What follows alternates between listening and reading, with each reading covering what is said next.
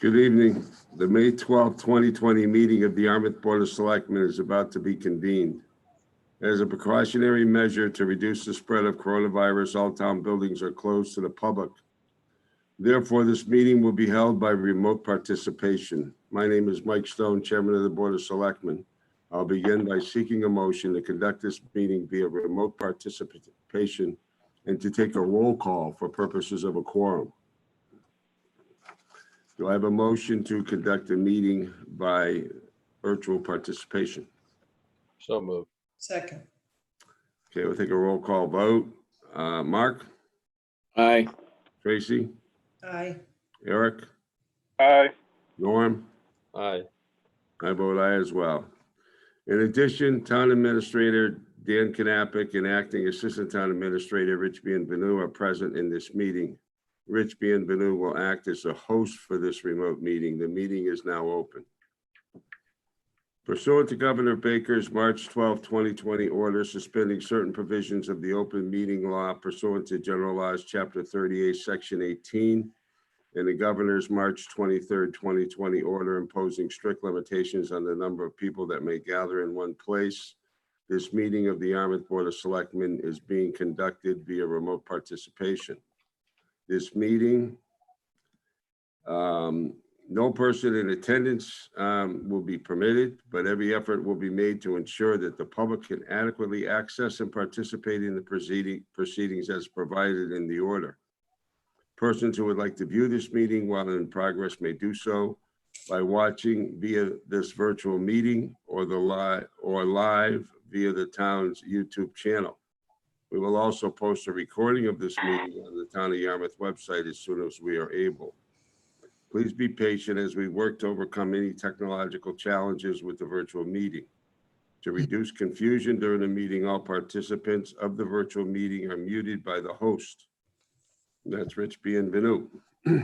As participants are called upon to speak, they will be unmuted. Members of the public attending or viewing this meeting virtually will be able to use the raise hand button to identify themselves to the chair when called upon. The host will then unmute your audio. If you are dialed into the phone number provided, you can press *9 on your phone to indicate that you would like to speak. Please wait for the chairman to recognize you before speaking. In addition, public comments may be submitted via email to publiccomment@yarmouth.ma.us. This account will be monitored during the meeting by the host and provided to the chairman as may be applicable. If you are called upon to speak during the meeting, please consider the following guidelines. Do not use speakerphones. Do not use Bluetooth devices. Mute all background noises. Clearly state your name each and every time prior to speaking.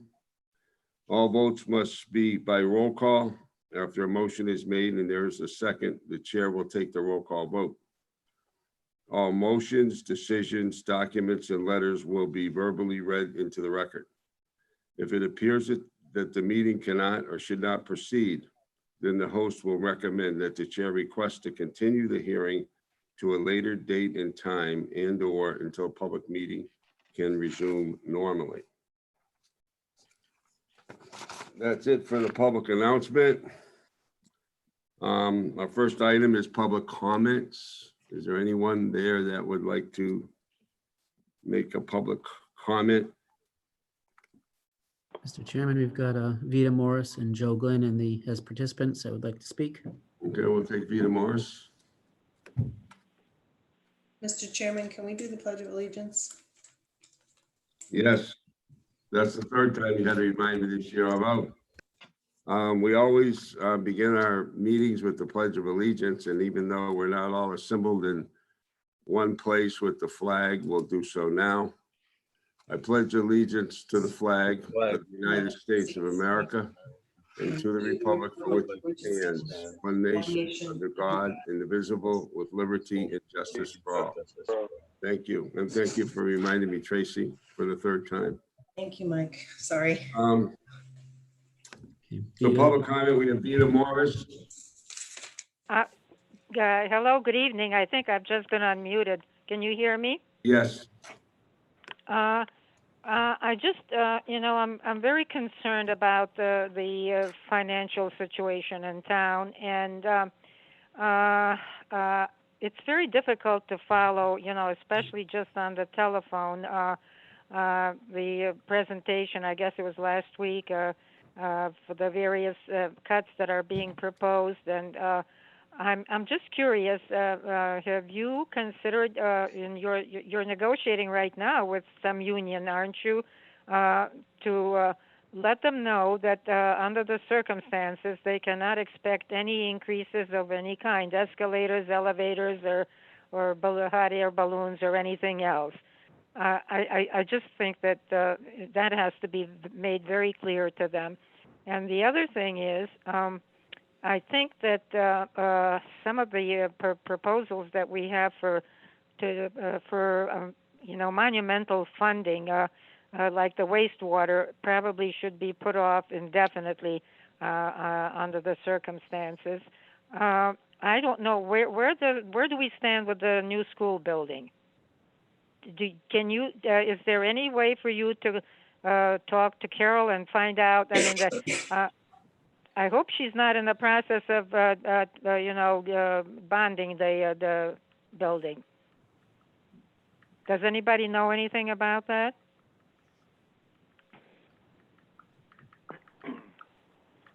I don't. Yeah, if I could, Mr. Chairman. So the superintendent and the building committee staff, the consultant, will be with us next week to talk about where they are with the project. As you know, you voted last week for a June 30th town election. And then tonight, the election warrant is on the agenda, which includes language related to a debt exclusion. So the project is going forward as required by the project agreement with MSBA.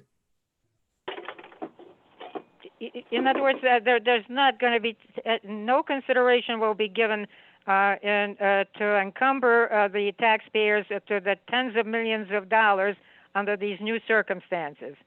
Nothing can be done about except, but the voters do have an opportunity to vote whether or not to proceed. In other words, during the election. The Dennis voters passed their debt exclusion, so the Yarmouth voters have an opportunity to vote on that on June 30th.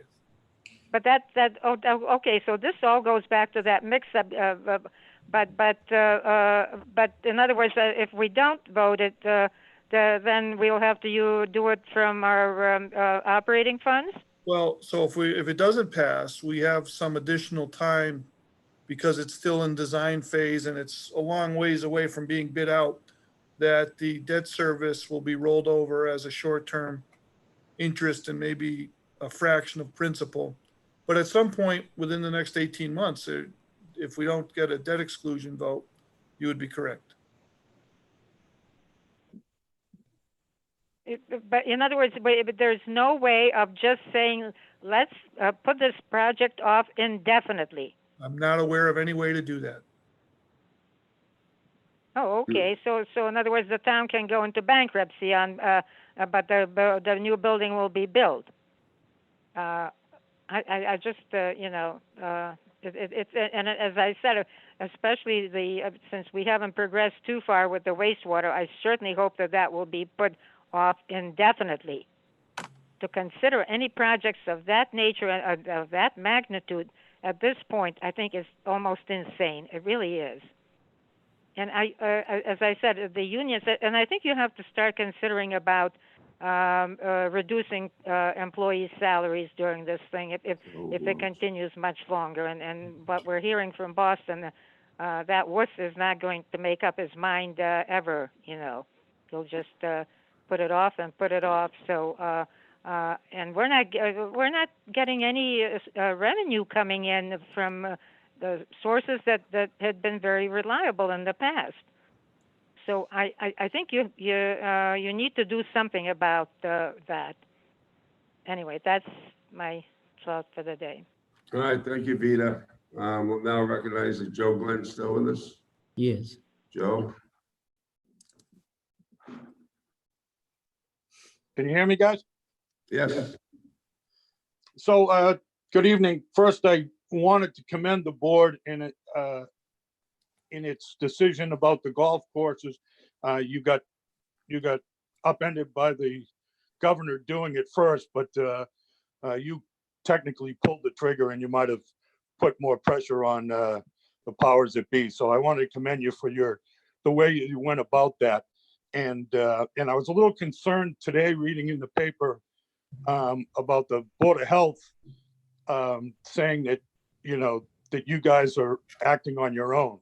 And I think we need to remind them as the people that you guys are the voice of the people. You're the elected selectmen, and you're the executive branch of our government. So you're supposed to be the authority. Their authority was clear, and the town council spoke about it.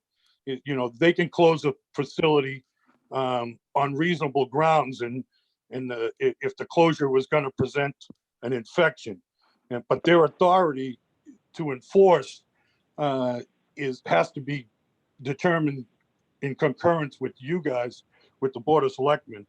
But their authority is not required. So I think going forward, if we keep using that and you guys keep doing how you have been approaching it, that's going to help in a lot of ways. And it might help people from outside the town too. But the other thing I wanted to talk about was we get these robocalls from them, from the Board of Health and from the health director. I think that we should do that, especially with the previous public comment and the importance of the election. We're not going to have anybody turn out for the election, but if we do a robocall and one before telling people that they can get absentee ballots and a link to that, or saying that they can get it online, and they can return those absentee ballots, that'll drive up the thing. But there's not a whole lot of time. I think we should use those message boards. We don't use those message boards. We have the arcades that are on the corners, but we have a message board in front of the school, and we have the portable one. We move them around town and remind everybody that there is a town meeting, that they can get absentee ballots, and the date, especially with the date being moved. But if we can use that stuff to our advantage, that if we can get messages that we don't want to get out through robocalls, we definitely should get ones that we do want to get out. But regardless, I want to thank the board again for its wisdom and how you've been handling the very tough situation. So keep up the good work. Oh, and there was one more thing I wanted to ask Dan, or for you to ask Dan, is the Yarmouth Housing Authority. We just had a meeting and we've heard about block grant money and CARES money that might help pay for camps or other type of workers and other things. So I was wondering if there's any movement or information that Dan might have about the town getting money to use not only for our businesses, but for the town itself. Mr. Chairman, go ahead. we're supposed to have a briefing with the state on the CARES Act money that could be potentially available later this week. So I don't have any detail on it now. The block grant was configured for business relief, and I think we also reserved some money for some assistance for needy families as well. So once I have some more information on what the CARES Act funding looks like, I'll share that with the board. Thank you, guys. Keep up the good work. Thank you, Joe. Tom Sullivan?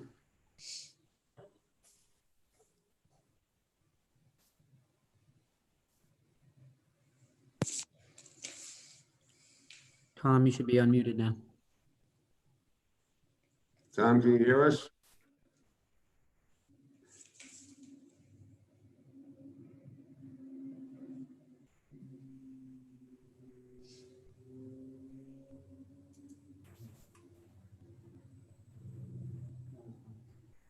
Looks like he's muted.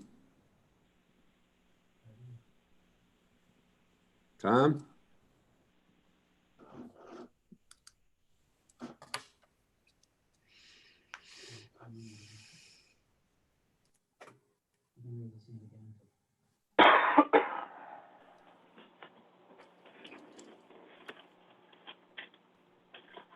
Okay, I guess we lost Tom. If he comes back in, we'll allow him to speak. Let's move on to the COVID-19 updates. Fiscal year 20 budget impact to start with.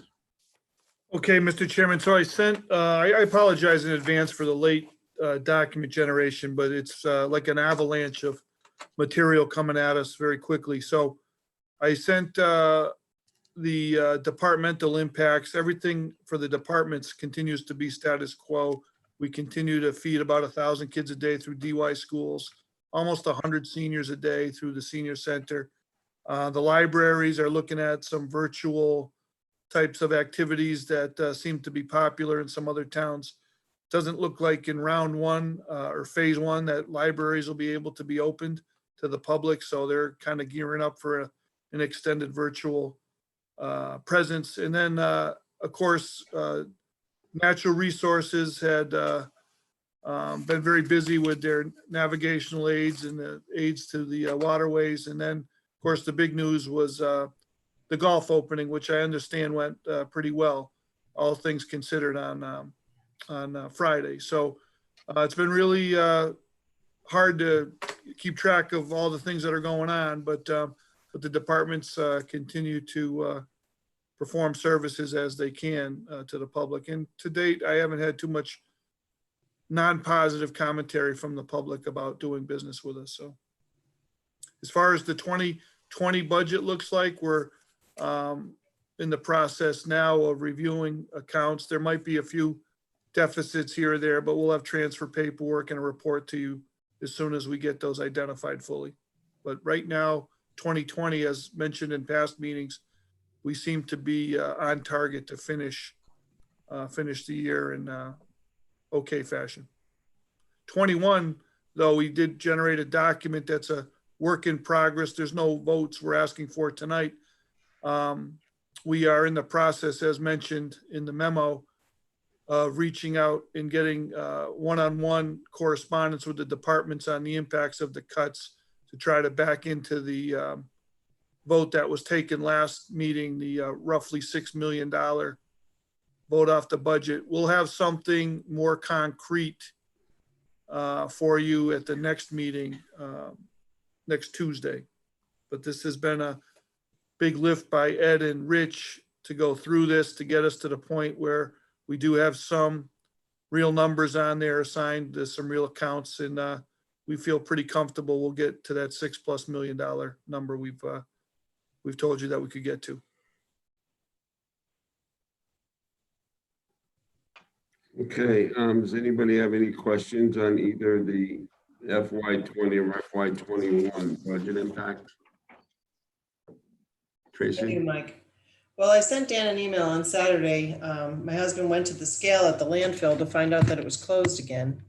And then in the update report, I noticed that you're planning only on a Monday through Friday for that. So I thought that we had had a conversation about getting the scale open, and I was very disappointed to see that it wasn't. So We're down one staff person there. We have people taking paid sick time. We're trying to keep it open as much as we could. It's a very thinly staffed operation to begin with. But in your thing, you're scheduled now for Monday through Friday. So for residents who actually want to use that, that's, if they're working, it's impossible. So Tracy, I can't force people to go to work. well, I mean, we've never had that scenario where people show up at the landfill and it's closed. I mean, people need to know what to expect, or you have to put it out in advance and tell them this, it's open one day, not the next. I don't We do think put up that- postings on the website, and Roby's really good about notifying the public through social media, but we are really challenged, particularly with that operation, because there's so few bodies to begin with. I understand, but I think we need to do something to change that. I mean, if we're going to provide a service, we should provide a service that's consistent, because it's very confusing for people to not know when they're going to go or drive over there with their stuff and not be able to dispose of it. So just to save people calling sick, I think you have to have backup plans. I like I said, I've never in all my years had that type of inconsistency where you show up and it's just all of a sudden closed. So I can honestly say we've never had a pandemic that we've had to deal with in any of our lifetimes. So I appreciate what you're trying to say, but we went with a scaled back staffing plan, and you know, one of the challenges we have there is there's not a lot of people on the bench to begin with there. And when they start using their own time off and sick time, they could also enact the Corona Family First virus protection under the law, and then we'd lose them for 3 months. And we talked about this issue. So we're trying to get a level of productivity out of them that maintains a 7-day-a-week situation. And to the extent that we can do that, we'll do that. On occasion, that might not happen. Well, I don't find that acceptable, but that's I'm just me. sorry. Mr. Anyone Chairman, else? Mr. Chairman, we did get a couple of questions from public comment that have come over, if you'd like to address those. Who are they? Tom Sullivan had a question regarding golf carts being allowed on the golf course. Golf carts are allowed per the governor's order if you can demonstrate or indicate that you have some kind of disability situation. We have a document that we're gonna have people sign off. We're not being the disability police. I don't think that's our role, but if you indicate to us that you meet the governor's standard for that, then you'll be given a cart. That's the plan. I What's hope the that gets governor's modified. standard? Hmm? What's the governor's standard? The governor's standard is that you need to demonstrate that either you have a disability or you are, or because of a disability, you're unable to walk and you need a cart. I can, you know, there's an awful lot of people out there that have used carts because they can't play 18 holes or 9 holes, whatever. Like I said, we're not asking a lot of questions, Mr. Holcomb. We're simply stating, if you meet the governor's standard and you sign the document, you can have a cart. But that's what we've been told by legal counsel. That's the condition to get a cart. Until that changes, I hope it will change soon. But I told legal counsel, I do not want to be in the position where our staff is inquiring to somebody's level of disability. I don't think that's appropriate. I think the entire guidance was terrible. But that being said, we're not going out of our way to deny carts. If you tell me that, you know, tell our staff that you meet that standard, you're going to get a cart. Okay.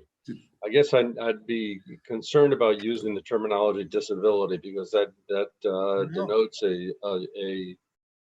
something other than simply unable physically to use to walk for that distance. I will send you the exact language from the governor's guidance tomorrow. Do we have a plan in place for sanitizing those golf carts after We have it use? now. Mr. Chairman, we could do that now. I don't, like I said, I think if you run a golf course, Who's gonna do we're all that? set, ready to go to give one person per cart and then sanitize it when they were done. And for Who's the gonna do the sanitizing? wipe it down after somebody comes through. But who's gonna do that? Staff. We have PPE and disinfectant, and that's the protocol. Well, first of all, you know, having played in the course for many years, the carts were always very thoroughly inspected, washed, and after every use. Now, adding an additional step of using a sanitizer shouldn't be any significant change in the way the carts are handled. No, and we're not put off by that at all. We're completely No, able to do that. Absolutely. I wouldn't think it'd be a big problem one way or the other. That So, way, like I said, we were ready to give carts out on Friday, but Yeah. you know, it's what it is. Did John just have that one question? So we do have attendees. I know you've moved out of public comment, but Tom Sullivan has raised his hand again, perhaps following up on his question on the golf carts. Okay, let's hear from Tom because we lost his connection during public comment.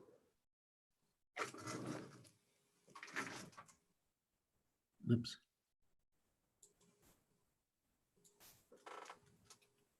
Tom, you're unmuted. Tom, can you hear us?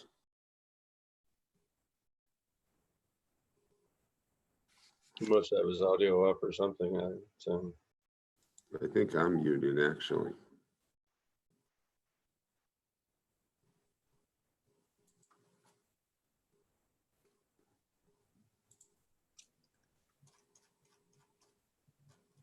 Oh, no, that's it. I'm sorry. Tom?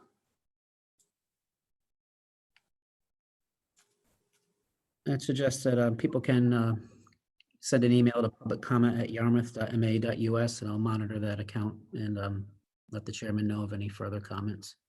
All right, Tom, if you can hear us, why don't you try to email the account that Rich just referenced, and we'll consider that.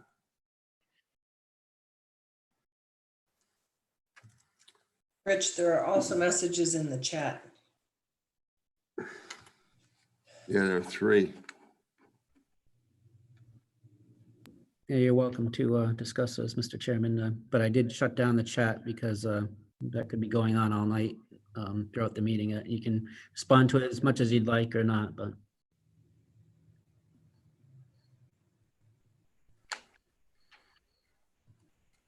All right. Any other questions on the budget of FY 20 or 21 before we go on to return to work plans? Rich, do All you right. have anything that you wanted to mention as it relates to the work plan, the worksheet?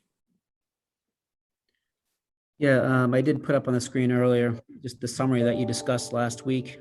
And it was sent to you earlier today around 2 o'clock, I believe. In blue, I updated Dan as to the status. Ed and I have been working together on some of those things. And we have provided some budget adjustments or reductions that exceed what we, a little bit by what we had anticipated being able to do. I'll be going over those with department heads tomorrow and Thursday to iron out, what's the impact that I can relay that to you. So you have an understanding of what they think the impacts are, or whether they can achieve those or do those practically.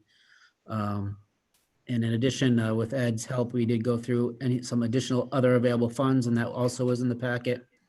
And we came in a little bit more than what we estimated being able to do.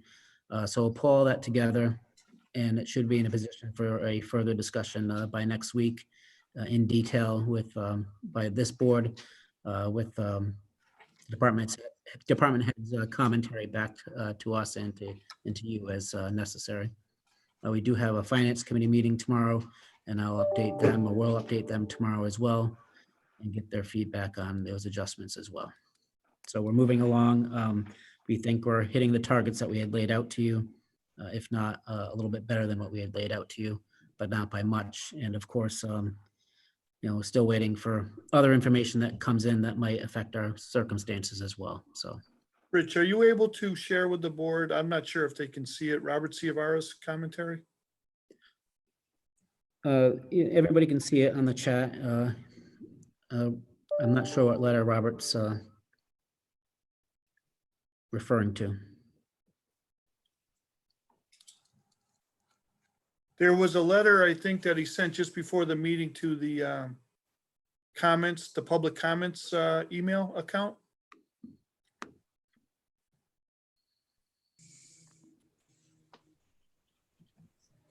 I'm not seeing it in that account, but he might have just emailed me.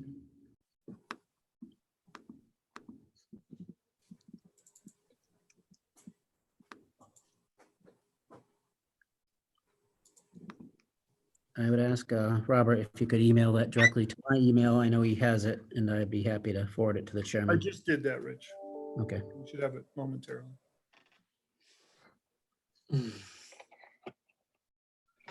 Mr. Chairman, would you like me to read Mr. Ciavara's letter? Yes. Okay. Dear distinguished selectmen, please address the following 3 comments while considering tonight's agenda. I would highly recommend we stay on track with sewer improvements. With the low interest rates and possibly more available contractors and materials, it may be the best time to pull the trigger. We have learned from the past, waiting on large capital infrastructure costs the town substantially more when delayed. The sewer is the key to redevelopment of Route 28. The commercial taxes collected are half what they used to be just 10 years ago due to lack of commercial development in Yarmouth. It is also very necessary improvement to help protect our most important resource, water.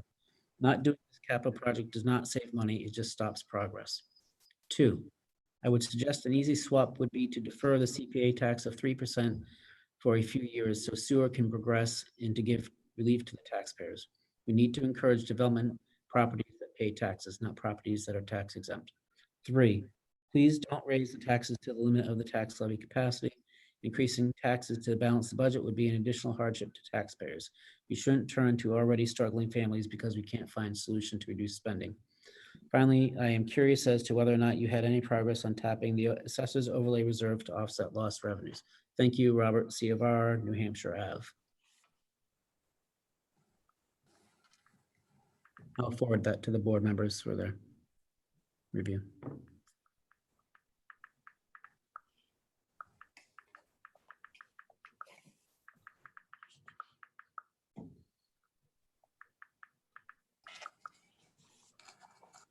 Uh,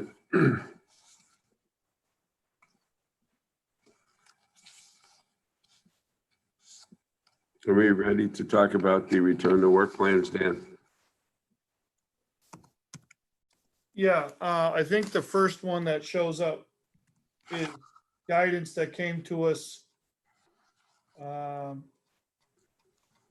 late yesterday related to the state's general preparedness to open up for phase one. It speaks to things that we already knew about: face coverings, the need for that, social distancing, and disinfection, checking your folks for health situations if they feel sick and whatnot. Unfortunately, there's no specific industry guidance on that. However, that being said, on a conference call today, the state indicated to us two things. One, that later this week, they'll generate a template document called the COVID-19 Workplace Safety Plan that all businesses, including essential businesses that have been open all along, will have to generate. You'll have to, it's a fill in the blank type of document on how you're going to comply with the requirements from the state.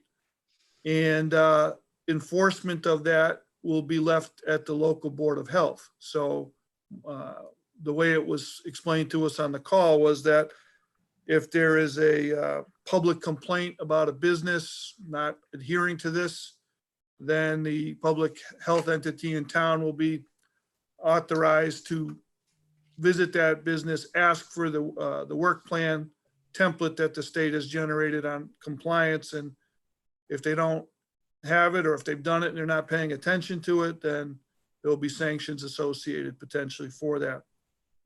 The other issue that came with that is the state has indicated they're not supportive of checking people's temperatures, which I think is a pretty good statement. That gets kind of problematic for us, but it'll be a situation where we're likely to ask people that come to work, there's a checklist that will be available if they feel like they can come to work and they're healthy enough. So phase one openings are going to be very limited. And it was explained that any type of entity that has a large, uncontrolled public access to it will not open up in phase one. So I'm not sure what's going to be allowed, but I do know that every business there, I wasn't aware of any exemption, will have to generate these COVID safety work plans and have these posters that I've included in the packet and these checklists available for their employees to do work of the future. Also, as part of that call, they indicated that further guidance is evolving.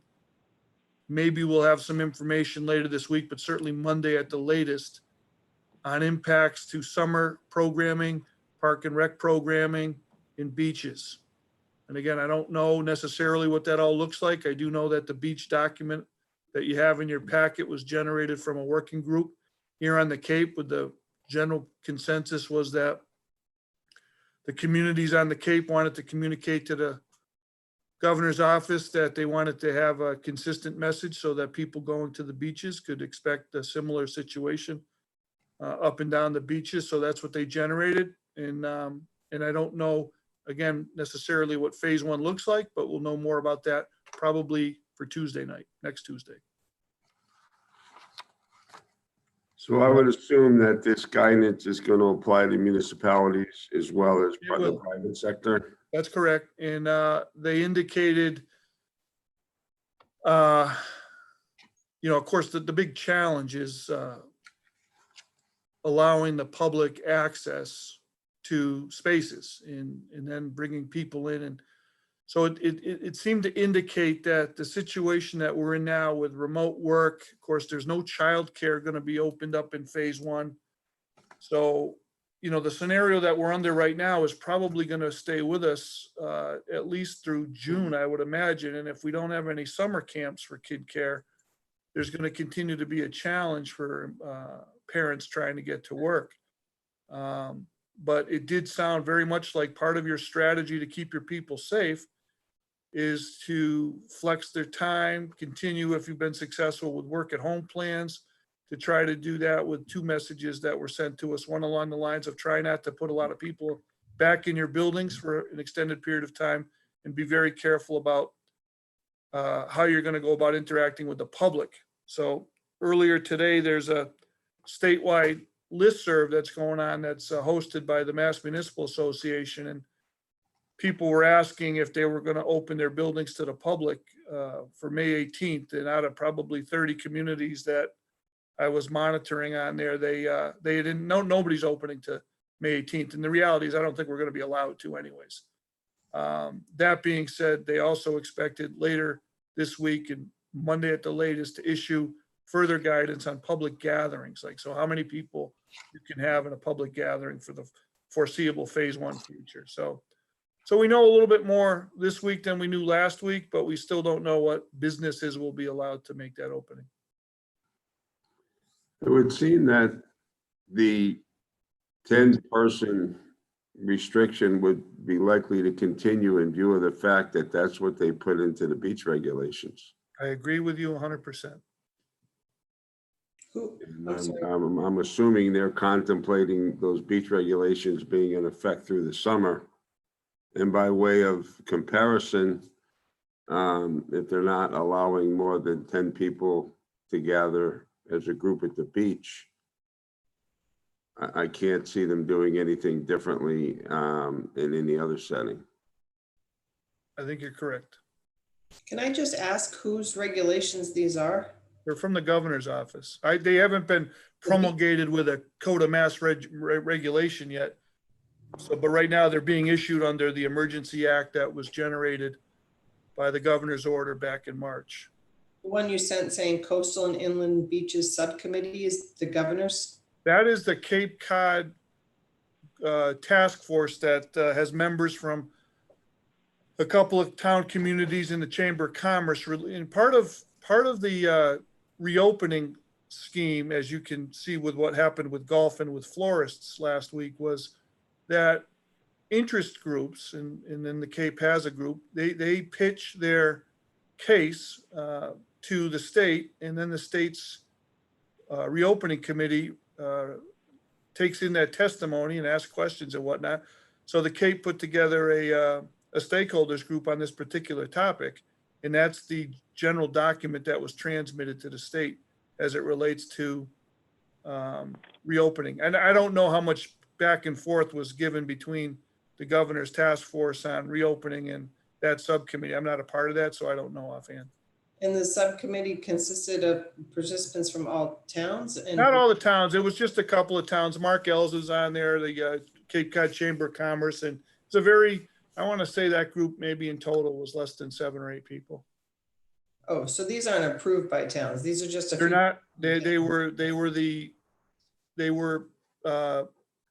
draft plan that generally represented the interests of the beach operators on the Cape to pitch to the governor's reopening committee. They haven't been adopted by the governor at this No. point? I expect that by Friday, we'll probably have, I mean, we on a lot of occasions, there's not been a legislator or a town that hasn't told the governor's office, we need to have this beach guidance up and running for Memorial Day weekend. So I think they're pretty clear they got that. So I'm expecting Friday we'll have some kind of sign off on that, whatever it looks like. But I think you probably got about 90% of what you need to know to open up for phase one. Do you One of the issues we anticipate that- have, and it's not just us, but it's taking money at the beach. You know, there's a big issue across workforce is about taking cash from people. And we don't have the greatest Wi-Fi or cell reception in some locations. So we're working internally on how we can manage that better. Yeah, I remember at one point they tried to take the parking money down there, but with a credit card apparatus, and I think they had problems with it operating down there. Yeah, there's a couple of challenges, but we're working on it. I mean, there's a lot more avenues to pay for stickers today than there was a few years ago. And certainly I think we've, Ed and his work group is working on a strategy that, you could buy like a series of passes for one day or something like that. I mean, we just got to get really creative to encourage people to get the sticker through an electronic means, through telephone call, or through drop mail delivery. And then we were talking internally today, because we do run into people who don't have any ability to do any of that, to set up on an outside like kiosk to do manual transactions with the public that has those kinds of challenges. So that's being developed over the next week or so, with the whole idea that you're trying to do as much of this outside of the building itself, because every time you bring in people into the building, it does cause a disinfection problem for us. And of course, not to say that folks that come to work in the building, they get nervous too, because the people that they work with necessarily, they have a better understanding of where they've been from. But when the public, I mean, if it can't happen this year, but in the past, the lead up to Memorial Day has been unbelievable in this building, with the amount of people that crush to try to get their stickers in place. And we just can't have that happen anymore this year. How often does this building get sanitized?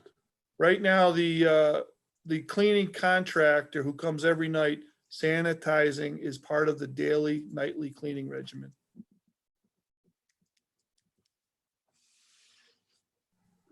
And I'm assuming if, to whatever extent the building opens, perhaps to the public even, for getting beach stickers or paying for the beach here, that same frequency of sanitizing would probably occur. Well, so interestingly, I think what you'll end up doing, if we can transact as much of that outside the building, that would be good. We've talked about having like a kiosk set up at one entrance of the building. So when they can do their business right there and then go right to the exit door. And then you end up, to some large degree, part of the daily return to work strategy would be the disinfection, like you see going on at stores now after a transaction occurs. Like if you go to the supermarket or the pharmacy, the staff there wipes down that general area where there was an interaction. And to some degree, we're going to be doing something like that too, including having transparency shields for some period of time as well. Do you anticipate those regulations you sent us, those proposed beach regulations you said were done by this committee? Is that the case, this local committee? Is that whose work product that was? Yeah, that was generated by, there's a Excel worksheet document behind that. That's like the backbone of what was submitted. And it also indicates the members of that committee on there. Do you suspect that will become part of the governor's regulations going I forward? do. I believe that about 90% of that's going to be adopted by the state. Yeah. Because it all sounds good, but I think it's going to be very difficult to implement. I think what went on down at that ice cream place there over the Yeah. weekend is going to be just a glimpse into what our summer future looks like. No question about it. I would agree. It's impossible. It's nightmarish. You could cut down the parking lot, say by 50%, but on a big parking lot, you still get well over 100 people out there. People are mad. They're angry. They're going to want to be out there, and they're not going to want to listen to, lifeguards and health inspectors tell them something different. Especially some of the recreational activities, as it was explained to me when I asked about some of these activities not being allowed to go on. The message sent, told to me was, well, the whole idea is to, hopefully people won't spend the whole day at the beach. Well, I'm like, well, that's what people come to the Cape for, to spend the day at the beach. So I'm not I'm not sure how successful any of this is going to be really this summer. Yeah, some of the more difficult things that I saw, and we just got it late this afternoon, so I didn't really get through it in detail, but just on a quick read of portions of it, I saw some really problematical areas. For example, it said you limit the parking to 50% of the parking lot. We already have problems with people getting parking spaces at the beach. There's a shortage of parking as it is. So like who gets to take the spaces? The people that are paying the money, the year-round residents that have stickers, or, you know, is it a race to the beach every day? The other thing I saw that seemed to be difficult to implement was I think it was a distancing of 12 feet by any person or any group of people on the beach had to be maintained. And that walking was allowed on the beach, running was allowed on the beach, and various other activities. However, you still had to maintain that 12-foot distancing, which, given the configuration of the beaches, is not realistic to you know, have those things allowed and be able to maintain that kind of distancing at the same time. And there was another regulation that said you had to wear a face mask on the beach if you weren't going to keep that 12-foot separation between groups. And I mean, if somebody got a sunburn, they look pretty ridiculous the next day if they were wearing a face mask. And secondly, you got wind conditions down there, you know, that it would be very difficult for people to. So in theory, a lot of these suggestions sound great, but when you look at them at a practical level about implementing them, I think it's going to be very difficult, or to use a word you use frequently, Dan, a real challenge. I think what you're going to see is what you saw in California and Florida. I don't see any way around it. I think people are going to be lined up on the side of the road at 5 o'clock to get in. I agree with that. 5 a.m. there's going to be a line so they can get their spot. Yeah. And then that's going to be another traffic problem. Yeah, I think the you know, trying to do something with this complexity and trying to enforce these regulations is really problematic. I mean, I can't imagine. I'm envisioning what might happen on the beach. You get somebody that's been quote unquote deputized by the Department of Health to enforce the regulations. Somebody starts batting a ball around. You know, maybe they brought a volleyball and they're popping around in their group, and somebody from the Department of Health comes over and says something to them. You know, it could be a real security issue. I mean, we could have people ganging up on somebody trying to enforce regulations that people simply believe are an affront to their freedoms. And, you know, I could see that sort of thing happening and real dangerous situations occurring.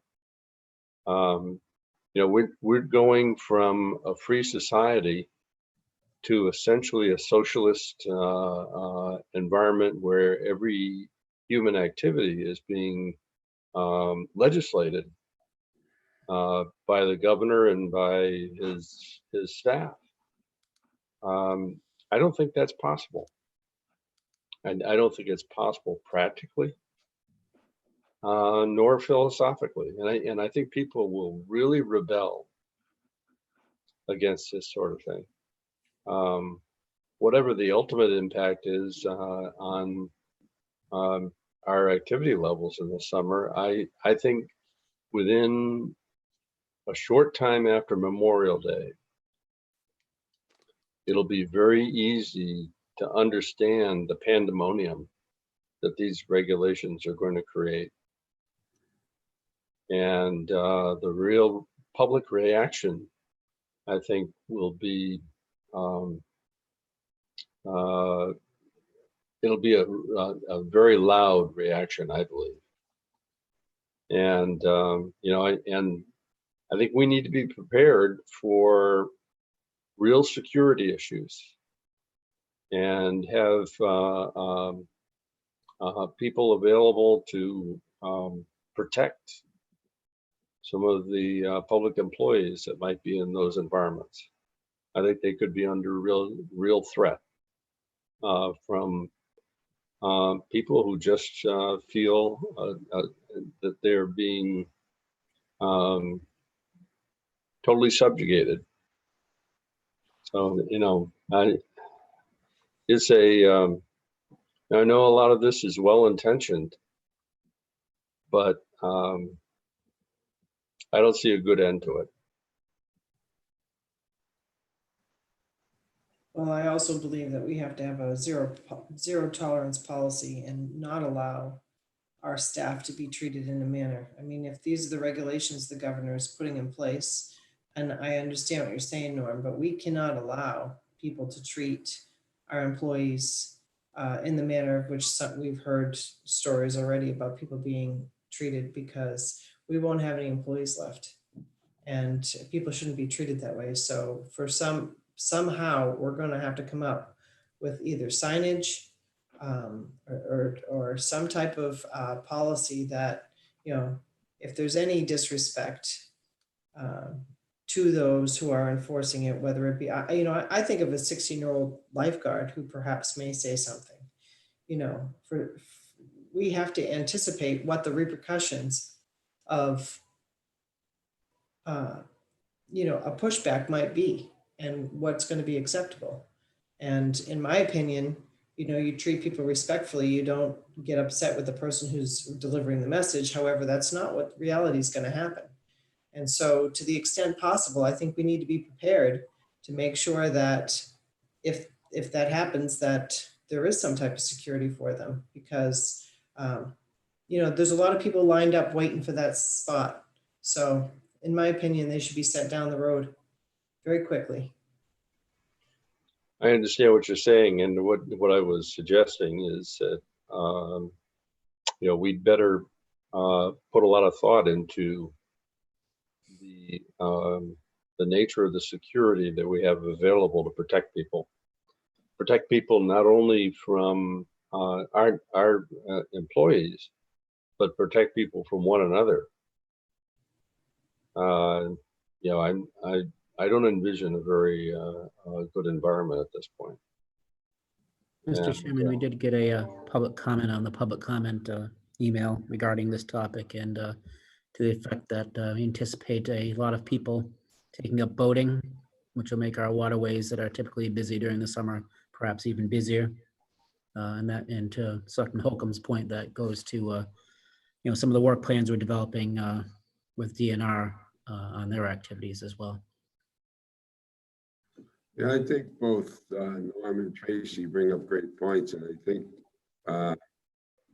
there's no real disagreement there. I think what Norm really is getting at is you're going to have some protection in place for either people on the beach that are not observing whatever rules are implemented, and to protect lifeguards and other personnel that are being confronted in a rude, disrespectful, or threatening way by members of the public. You do have to have that. And you're right. My oldest daughter was a lifeguard for many years, and we forget that kids, they're not seasoned adults that are used to dealing with, a lot of confrontation. They're college kids and kids in their late teens, early 20s. That are going to be in responsible positions. And that's another thing that I saw in the regulations. They were going to somehow have a 6-foot circle around lifeguards, that people couldn't approach them except for emergency situation. Now, again, I don't know how you would define an emergency situation. Typically, they would treat kids that were little kids that were stung by a jellyfish, things like that. Are they going to be available to do that? Or given the situation, are they going to have to say to the parent, here's what you should do? and stay away from certain things like that, except for urgent rescue efforts. So I think those things, and then at the core of all this, it remains to be seen what the pool of lifeguards is going to be and what the competition is going to be for those lifeguards. Maybe that we can't staff every beach. That's another thing we're going to have to be thinking about. And we're going to need some input from Pat on that. Well, I hope my expectations are not met, or predictions are not met. Unfortunately, I've seen, I recall once, a couple of years ago, I was traveling with my wife in an airport, and we were standing in line to get some food, and a young man came up. He was probably 9 or 10 years old, and sneezed openly into the group. And I said something to the young man about, why don't you cover your mouth? His mother just exploded. Oh, he's tired, and oh my gosh, how can you be so cruel? And oh my God, and I just I can't envision trying to control the number of people that we could conceivably have visiting our community, and trying to enforce all these detailed regulations. It just I don't know. I hope the situation doesn't get as bad as I think it will. Mr. Chairman, if I might, we should revote the beach opening vote from last Tuesday. Yeah, because- that's the next item. There was a question that was raised after after the last meeting. It's very technical. I don't think we have to get into a lot of discussion about it, but there was like a question as to whether that was on the agenda. It wasn't specifically posted on the agenda, but the conversation developed into that vote. So town council advises that the vote still would be a legitimate vote, but just to close the door on any potential actions in that regard, we should revote on opening of the beach. Ratify and confirm our vote of last week. I move that we reopen the question on that? beaches, and I move that we reopen our beaches and ratify the vote that we took last week. Do we have a second? Second. Okay. Norm moves that we ratify our vote on the beaches of last week. We have a second by Tracy. I'll take a roll call vote. Eric? Aye. Mark? Aye. Norm? Aye. Tracy? Aye. I vote aye as well. So that vote is confirmed by unanimous vote of last week, confirmed by unanimous vote today. Thank you. That's all we have to do there. Thank you. Grays Beach Boardwalk is the next item. Yeah, so further communication with the Board of Health indicated that they took a separate piece on their orders. Grays Beach Boardwalk is not linked to the Bass Hole Beach. So the question, and I know they discussed it last night, they did not take a vote to, they essentially agreed to keep the boardwalk closed. There was much commentary about social distancing and whatnot, but that all being said, that it was asked about what about the boardwalk, and so we put that on there. I'm going to say that probably by next Tuesday we'll have enough guidance for you that I'd feel better about taking a vote on that particular topic after next Tuesday. Well, Mr. Chairman, I asked this question because it was left out of our conversation last week. And my question to Dan was more about what the plan was, with the boardwalk. And because we didn't have it as part of our motion or anything else, that I asked that we just put it on the agenda, not for a vote one way or the other, just to understand what the town's plan was. And I see it's still closed, and with Dan's comments just now about the Board of Health. I think it makes complete sense, but I just was curious if our vote last week had changed something with that. So that's why I'd asked to have discussion. Yeah, and further on that, I think, We got Tracy, and you also sent an email to make sure we got this matter for discussion onto this week's agenda. Well, I just wanted to clarify. I wasn't sure if it was open the next Very day. appropriate, and I agree to that. I think it's a great question. I think it's a very, very valid question. When we say beach, do we include boardwalk within that? I think next week you'll have, the commentary with the Board of Health was more along the lines of when the state officially with a return to work policy sanctions the use of the coverings when you can't social distance, they feel like then that would be the appropriate time along with beach openings to say, look at people, we'll put up a sign, keep your 6 feet. If you can't do that, wear a covering and then go use, do the right thing, make the right choices, and the boardwalk can be open more appropriately at that time. That would be kind of I thought- analogous to that part of the beach regulations that you sent us this afternoon that talked about closing benches and picnic tables and things like that, even though beaches might be open because of the inability to maintain the social distance. So I think all those things are part of one discussion: boardwalks, picnic areas, benches. If you open beaches, do you automatically open those areas or not? These guidelines that we got, at least insofar as they progress, seem to suggest that those other areas should be closed. But we'll take that up next time. Yeah, I should have more detailed explanation for you by next Tuesday as to how the state's treating all that. I mean, I really have, you put up a sign, tell people where you're covering, keep your 6 feet. I think philosophically we got a problem not allowing people to sit on benches and things. I mean, it just becomes, why have rules that are just impossible to enforce? You got to trust people if we put up appropriate signage. I mean, there's a lot of good signage on the beaches about sharks, and yet people still go swimming. So it's what it is,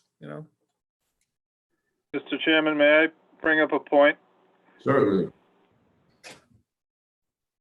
The current order is to maintain a distance of 6 feet apart or wear a mask if you're unable to maintain that distance. The That's current correct. order is not to close boardwalks, it's not to close beaches, it's to maintain distance or wear a mask. So, just as a point of clarification, why doesn't that cover the boardwalk? Obviously, you can't maintain social distance, so per the governor's current order, you would be required to wear a mask. I mean, why isn't it covered now, is my question. Well, no, that's a good question, and that's certainly one way of looking at it. Another way, I suppose, of looking at it would be that if you're walking, for example, if somebody gets too close, you can cross the street or move away from them, whereas on a boardwalk, if someone isn't socially distancing and doesn't have a mask and you're coming down and they're, going in the opposite direction, you really don't have enough space to avoid them. I understand that, but my point is that it is not possible to maintain 6 feet of separation when somebody is passing you on the boardwalk. So that would necessitate the wearing of a mask if you wanted to walk on the boardwalk. So Right. it's covered. Yes, you're right, it's covered, but if the person is not wearing a mask and is within 6 feet of you, I guess there's a risk they could infect you. Person not wearing a mask shouldn't be on the boardwalk. Right. It seems to me the level of responsibility that we have to take is such that I agree totally with Eric. I think that the governor's guidance is to have face masks on if you can't maintain a social distance of 6 feet. Yeah. So To me, the appropriate thing to do is to have a sandwich board that's right there at the, and not right at the entrance, but 20 feet back or further back, so that people are not, they don't get right to the boardwalk and see the sign, but they have notice well in advance of that, that says face mask is required because social distance cannot be maintained. Please do not enter the boardwalk without a face mask. Now, are there people that may decide they're not going to pay attention to that? Maybe so. But are we going to close everything? Are we going to close our public roads? Because I can walk down Center Street and there's going to be lots of people on Center Street that are not going to have masks on. And there's going to be groups of people, like I saw today, that walk on the wrong side of the street and don't have masks on. So what do it seems to me we have a level of responsibility, certainly, as a town government, to try to get our health and guidance enforced. But there's only so much we can do without totally chaining our society to trees. And I think it's to constantly act as if we can change people's behavior by putting up barriers to entry to everything, I think is the wrong expectation. I think we need to do what we can reasonably, have as much communication and education as we can, but then we have to give people the responsibility to follow our guidance.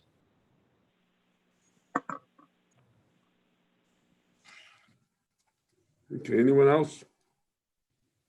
Let's talk then about the proposed ATM warrant. All right, so what you have is a draft of where we are with the warrant today. The Community Preservation Act articles have been reinstalled. The citizens petitions have been reinstalled, and some clarification on that. If we actually are able to have a town meeting in June, and those articles were indefinitely postponed, we would have to, you have two choices. Either the petitioner would have to regenerate signatures for a fall meeting, or the board could place those petitions, the language, as their own article, as an agreement with the petitioners in recognizing that they didn't push the issue about being on the Springtown warrant. So that was referenced to me by town council. So I think it was brought up by Selectmen Post that if they were indefinitely postponed, then yes, they would have to regenerate signatures for those, and that is correct. I think the fair thing to do is, if we ask them to put those articles off, that we would agree that they did not have to undertake the burden of getting the signatures again, and that we put those on in the fall. Yeah, there's more signatures required. I think it's 100 maybe for a special town meeting, as opposed to 10 for the annual. I mean, I think this is a very long warrant. I don't think we've really pared it down. I mean, having all the CPA articles on here is going to add an additional time and may, make the difference. I'm not, like Dan says, I'm not even sure we're going to be able to have it, but this isn't what I anticipated the warrant to be if we were going to keep it small.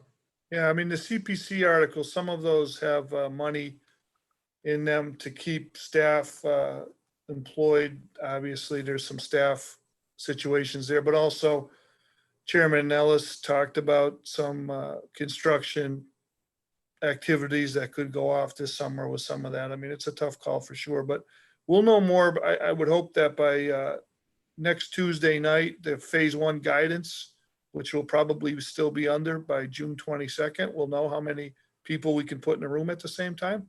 And at Is- that time, you could probably make a decision as to whether or not we'll be able to have a town meeting.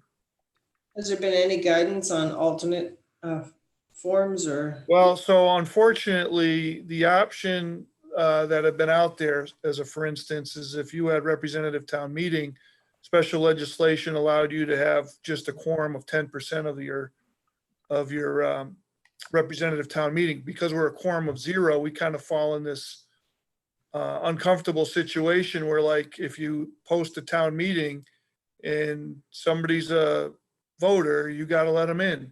So there's no way we could ever enter into that activity without accommodating for anybody that shows up. So what it was explained to me was the default position on any town that has that same kind of scenario, where they said to us that we gave you the 1/12 option, like cities have, to finance until such time you can safely hold a town meeting. I mean, we still have some time on this to see what logistically it looks like. And we could discuss that at the next meeting as it relates to whether or not we could safely pull something off if like 200 people showed up. But I mean, I just don't know tonight what that looks like. Well, I am very concerned about a small amount of people making the decisions for the overall population. And we've worked very hard to get town meeting attendance up. So for us to try to have minimal people attend, I think is counterproductive. I was on a Zoom meeting last Friday morning for the Cape and Island Selectmen and Councilors, and there were several communities on the Cape talking about what they were doing, and they are going to have sub-moderators in different buildings. So Orleans is moving forward with theirs, and one of the things that they had said that they'll be doing their town meeting, but they'll also have another gymnasium where they can watch, and they can have a moderator in that room, and other larger facilities to try to accommodate as many people as they could with having the social distancing, safely in place. So I think we have to maybe start to think out of the box. Maybe we use Matakes and DY and a few other places, the senior center perhaps, where, I don't know, maybe you and Dan can have a conversation with Mr. Horgan, but obviously I think outside is a good one. I know it's not popular with everybody, but I think people would feel more comfortable with that. And then at least you could be together. But if not, I just would be very hesitant to try to limit the number of people that attend, because I don't think that's a good idea. I think it'll all be predicated on how many people the guidance will allow us to have, whether it be outdoors or indoors. So, if you're limited to groups of 10 or 25, it becomes really problematic, Does, do you happen to know if Dennis's town meeting is same time as ours? It's the day after. What I was starting to wonder about with Tracy's comment was, well, if we put together the Dennis, they have their town meetings at the school, right? At their middle school. Yeah. At Wixon. Yep. Yeah. If we put that together with Matakes and with the auditorium at the high school, I mean, might we have 3 facilities that would in total accommodate the people that are required? And could we conversely do the same thing for Dennis? I think you can have that conversation next week when the guidance comes out. Can we have an out-of-town location though for town meeting? We'll have to check on that. Yeah, but I mean, it all comes down to how many people will you be allowed to have in a room? That's really what it comes down to. Or in a gathering But outdoors. back to Tracy's point, I think we should do everything we can to accommodate as many people as possible. I think as it is, there's probably too few people deciding very, very important town matters and spending large sums of money on town projects and other matters within the budget.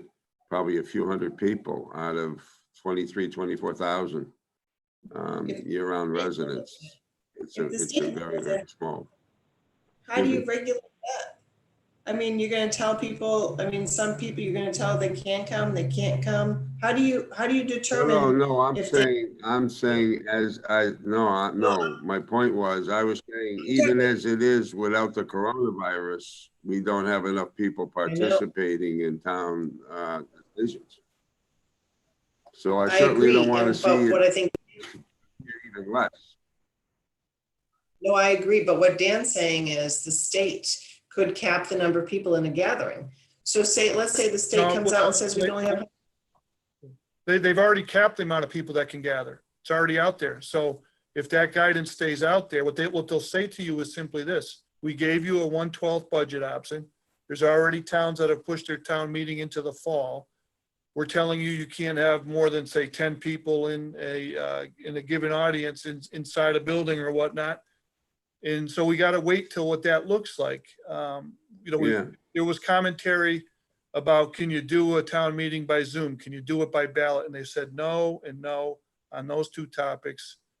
And I think what they're telling us is, don't be surprised if you're not allowed, because you can't bring, there was a lot of commentary about why retail stores and a lot of other places can't open up anytime soon because of the mass amount of people. And that's, I mean, to the point in our situation, if you post a town meeting and somebody's a registered voter, you got to let them in.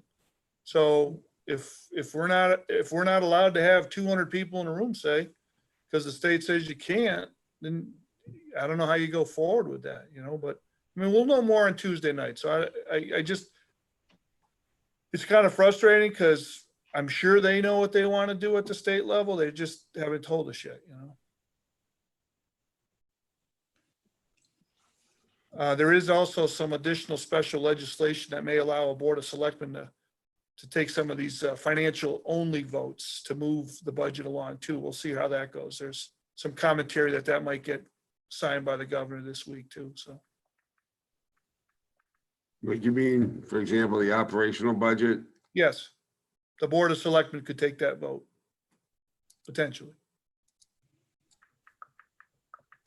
Yeah. I mean, they're trying to work with us on all these different ways. It's just, the tradition of bringing a lot of people together to spend a few hours talking about this stuff. That's just a tough thing to pull off in the light of the situation we're in,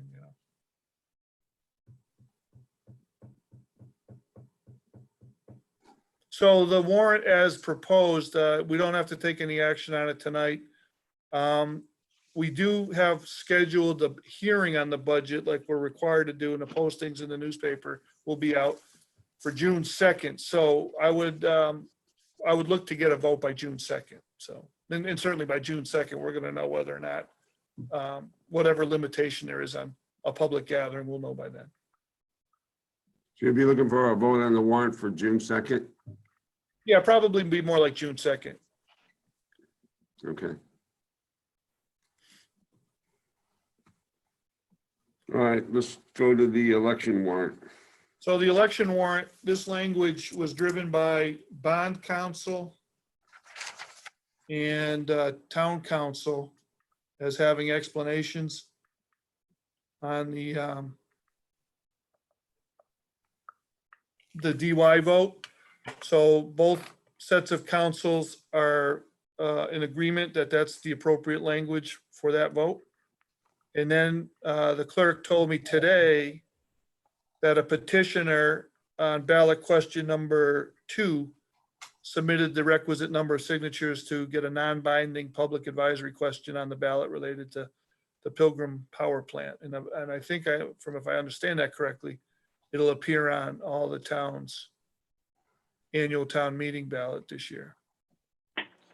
who was it submitted to? Our town clerk? Our town, yeah, towns, I think he told me there was 10 signatures required to get that on there, and that's all it takes.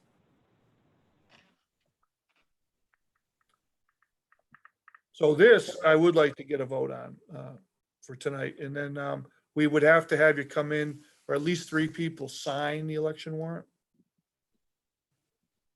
So there doesn't have to be a dollar amount on the debt exclusion at all? No, No reference to it? no.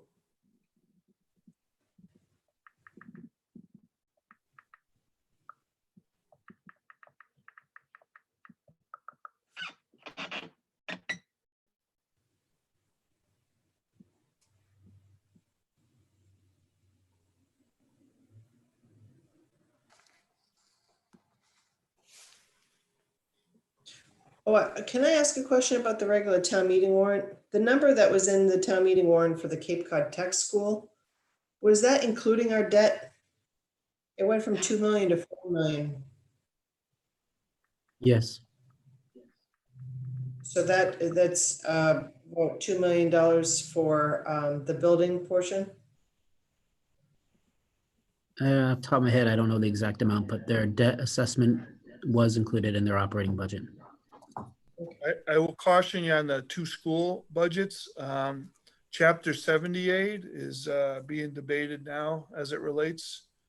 That could take, the state could take as much as I mentioned, I think I sent you the document from Chairman Rodriguez from the Senate Ways and Means, almost a $5.5 billion hit.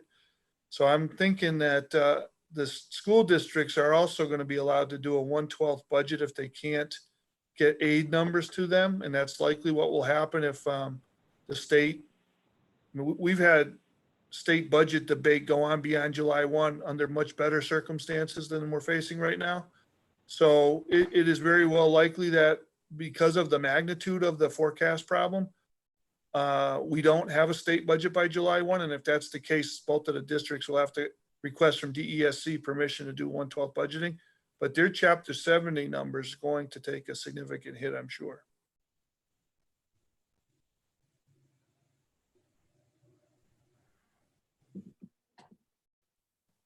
As is probably school transportation and special ed, circuit breaker, and all these other things that keep schools afloat these days.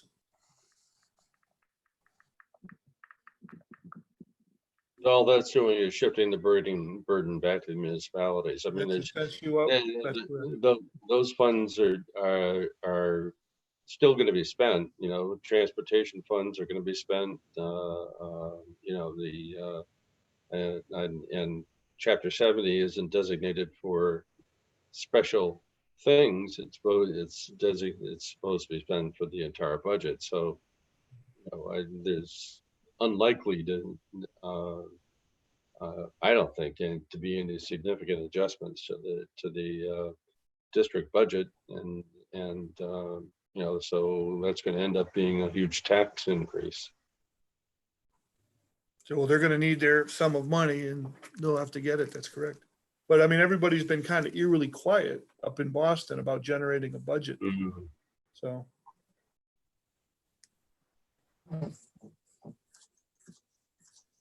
You're looking for a vote on the election warrant? On the election warrant, yeah, so we can make plans for getting the ballot put together.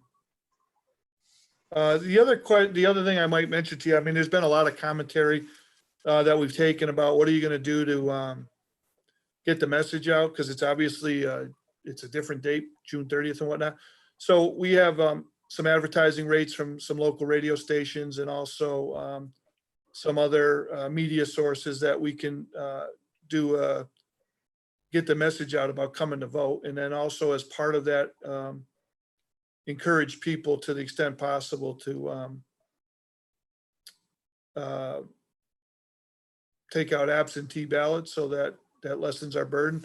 You know, one of the, I think I mentioned this last meeting, one of the big concerns, of course, is the poll workers demographic is the demographic least successful with the COVID-19 situation. So we're mindful of that.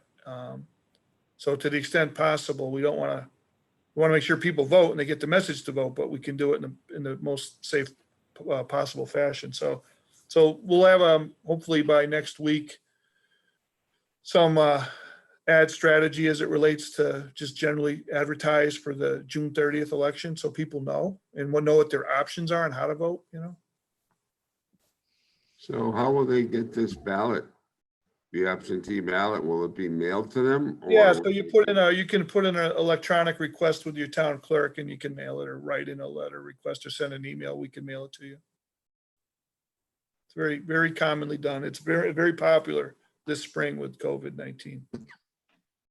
Yeah, if we're going to do that, I think we should get on, you know, the community telephone and let people know by telephone that they have that option, and do whatever kind of other notification of the public that we need to do. I mean, even if we put up sandwich boards around town, directing people not to adopt it. What's that? You got to be careful with sandwich boards. Well, I'm just saying the communication is using every avenue of communication is really important. And, a lot of people show up at the dump, and having some information there and available to be passed out might be helpful. Yeah, we'll take care of all that. Yep. We'll have something for you to consider for next week as to what we can do on that topic. I mean, having the language approved is very helpful, so that way we can explain what's actually going to be on the ballot, Okay, so do I have a motion to approve the two ballot questions for the election, the town election on the 30th, and also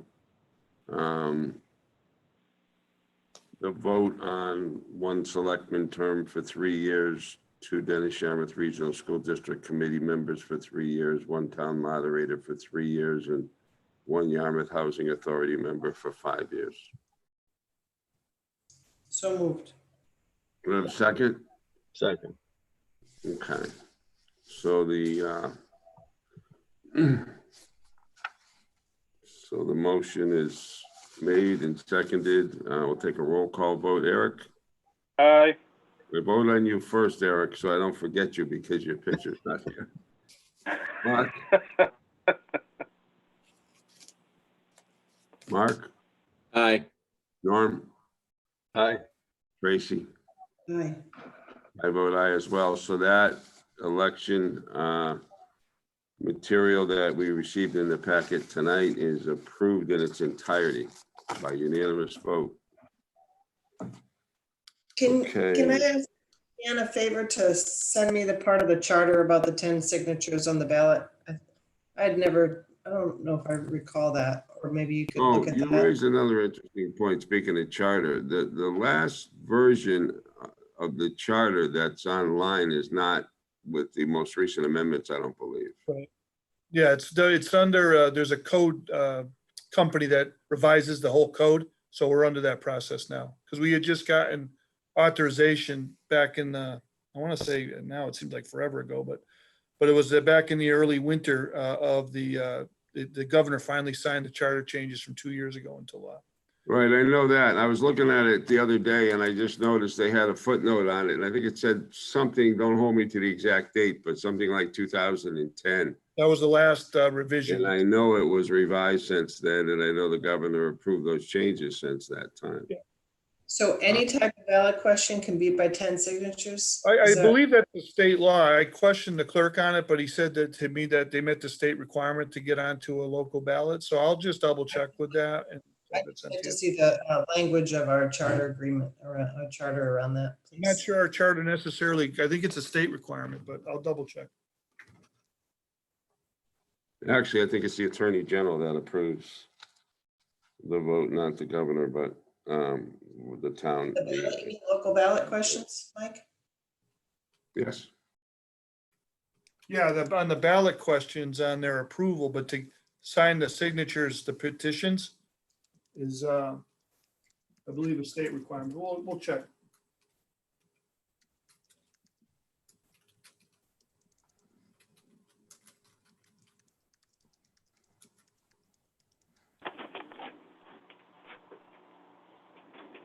Okay, we can get that, Tracy, to you. I guess the next matter is board and committee actions. Mark, do you have anything tonight? Not tonight. Nope. Okay.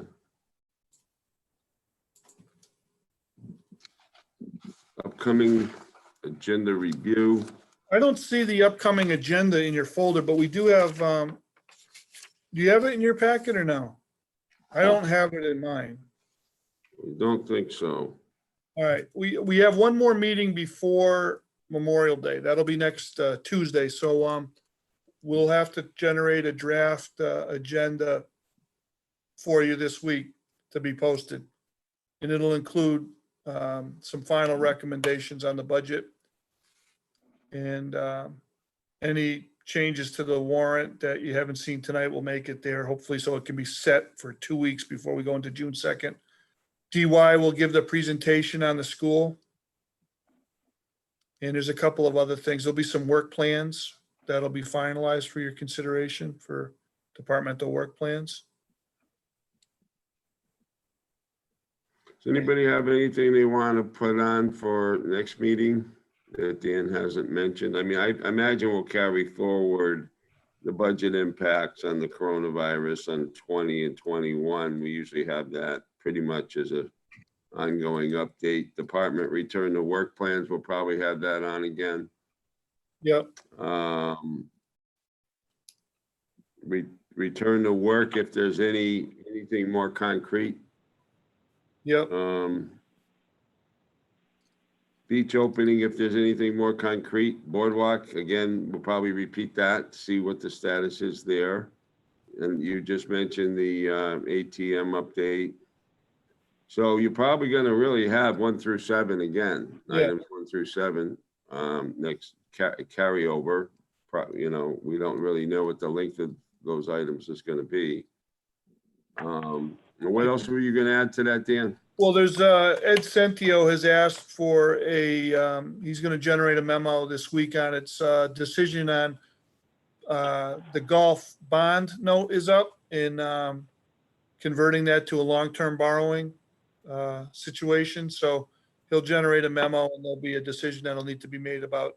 We've been carrying that. I want to say we've been carrying that since every year I've been here. We've been pushing that on a short-term borrowing. Rich, you have any more to add on that? No, it's other than we have to make a decision as to the permanent financing.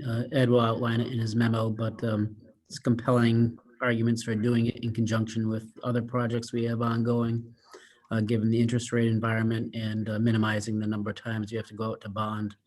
But the one interesting thing, just foreshadow what'll be in the memo, is a decision regarding whether or not you'd like to have it as a tax exempt bond versus non-tax exempt.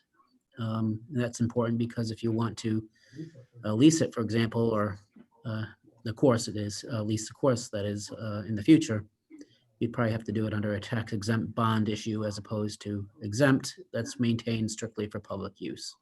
So that's an issue that Ed will be outlining, and Ed's on the meeting and he can speak to that as well. Ed?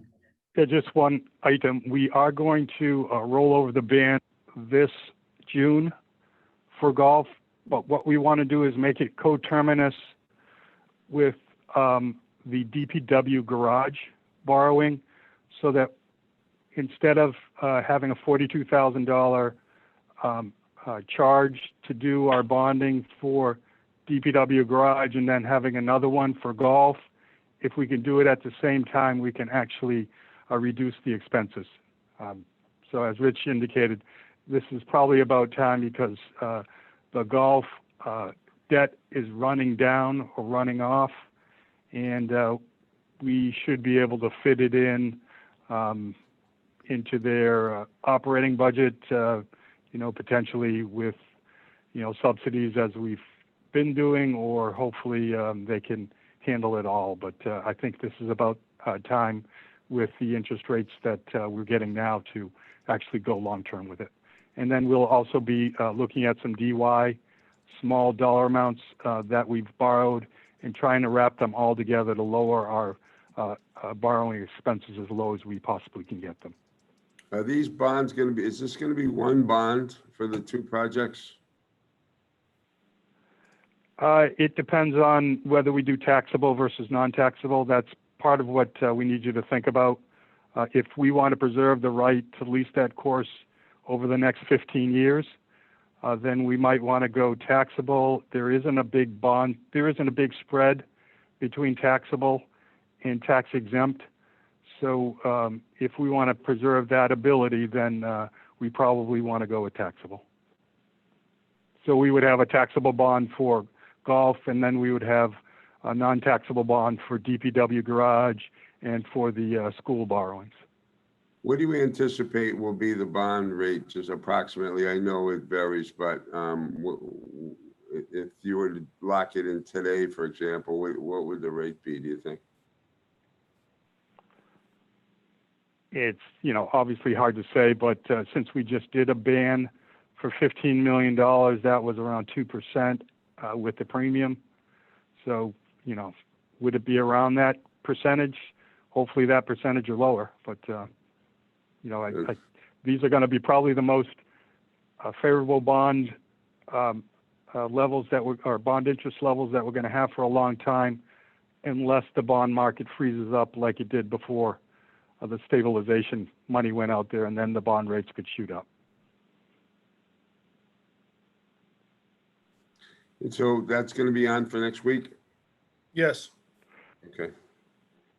And we're going to get a memo from Ed in advance of that, right? Yes. Okay, good.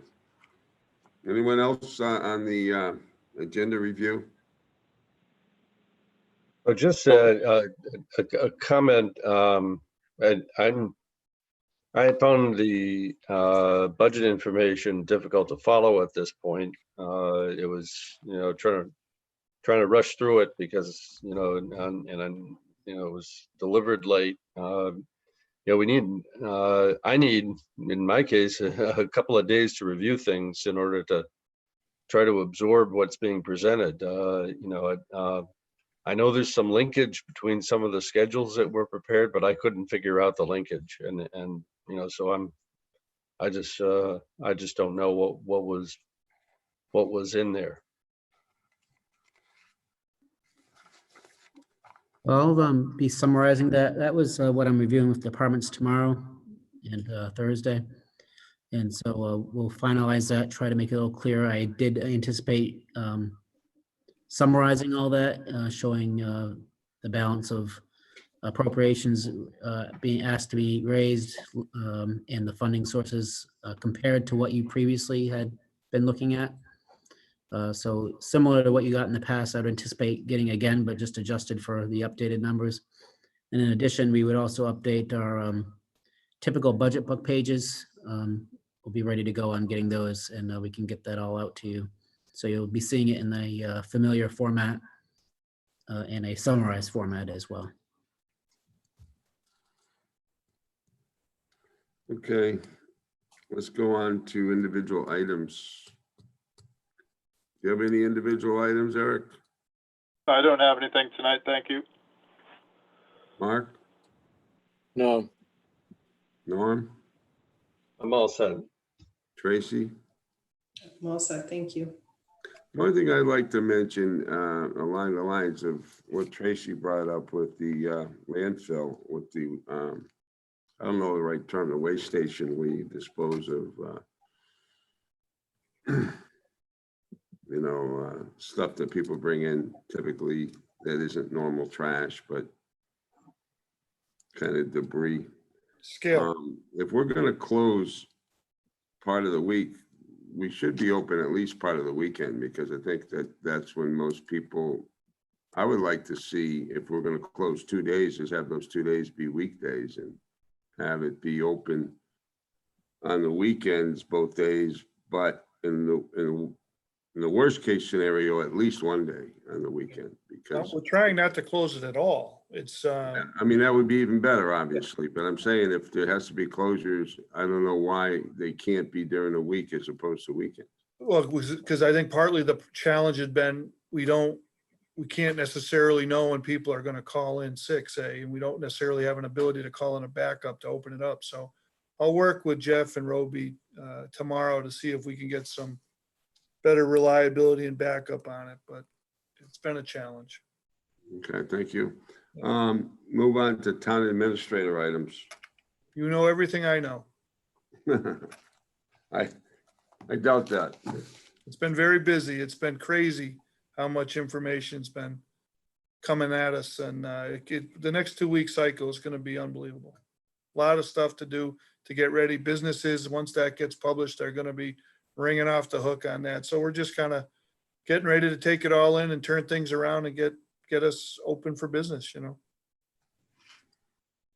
Okay, does anyone have anything else before we conclude this meeting?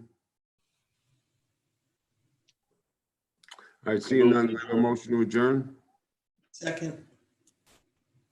Okay, Mark, Aye. Eric, Aye. Tracy, Aye. Norm, Aye. I vote aye as well. We're adjourned. Thank you very much.